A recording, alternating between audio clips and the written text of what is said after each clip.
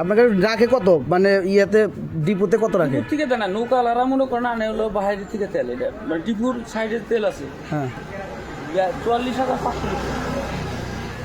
মানে একটা ব্যারেলে তাহলে কত করে পড়ে? 27 টাকার মতো করে। 227 টাকা। আপনার বেচেন 230 টাকা। তো 230 টাকা বেচলে আপনাদের তো লাভই দেখা যায় না।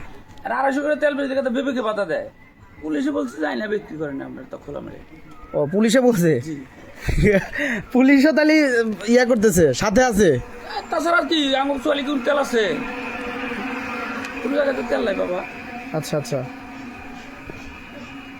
আমি শুনলাম পাম্পে নাকি তেল দিচ্ছে কিন্তু কম। এই যে কেবল টাঙ্গাইল থেকে উনি টাঙ্গাইল থেকে ঘুরে নাগরপুর দিয়ে 1 লিটার তেল উড়াইছে 4 ঘন্টা করে খাড়িয়ে থেকে এনে যাবো, ফিরে আবার টাঙ্গাইল, তেল নাই। উনি বললো যে 4-6টা দেন, এনে ক্যাশ দেওয়া যে ক্যাশ নাই, পরে 2টা ঘুরে দিয়েছে, 2টা নিয়ে। ও আচ্ছা, কি যে জ্বালায় পড়ছে সাধারণ মানুষ। এই তেলটা আমি আনছি যে টাকাতে আনছি, যদি আমরা 250 করে বেশি, আরো 5 লিটার ঘাটতি আছে, কমছে কম। আগের মাপের মতো তো দেয় না, বুঝতে পারছি, একটু কম দেয়। কিন্তু পেট্রোল দেয় না কেন?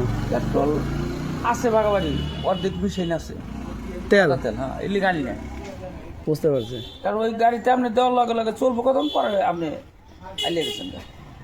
আর এর না তাহলে আপনি যে দেশে কেনা ঘুরেন, টাকা 2টা বেশি জিনিস বলে, এতো এটুকুই, আর তাছাড়া কিছু নেই। এর আগে ভর্তি হলো আপনার 170 টাকা লিটার ভর্তি। 25টা লিটার তেল বেশি, 125 লিটার তো সেটা আগে। 25 টাকা করে আর 30 টাকা বেশি। তো ওইটা তো এক 2টা মেটে একটা মালি কি করুন, বাধ্যমূলক পেশা। কি যে অবস্থা দেশের, আরো কঠিন হয়ে যাবো, আরো দিনে কঠিন হয়ে যাবে।